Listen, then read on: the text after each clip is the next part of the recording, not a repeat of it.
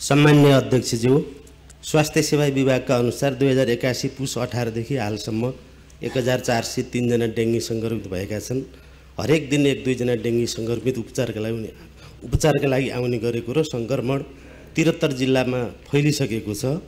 2080 सालमा देशभर झन्डै 52,000 भन्दा बढी डेङ्गी सङ्क्रमित पुष्टि भई 20 जनाको मृत्यु समेत भएको थियो। 76-77 मा महामारीकै रूप लिएको स्मरण गराउँदै पुनः महामारीको रूप लिन सक्ने सम्भावनालाई ध्यानमा राखी तिनै तहका सरकारका अतिरिक्त स्थानीय स्वास्थ्य संस्था, टोल विकास समिति, विद्यार्थी, शिक्षक, राष्ट्रसेवा कर्मचारी, स्थानीय क्लब लगायत आम नागरिक समेतको सहभागितामा डेङ्गी नियन्त्रण अभियानलाई थप प्रभावकारी बनाउन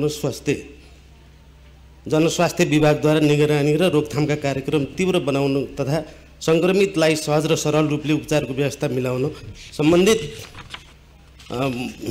सम्मान्य अध्यक्षज्यू मार्फत सम्बन्धित मन्त्रालय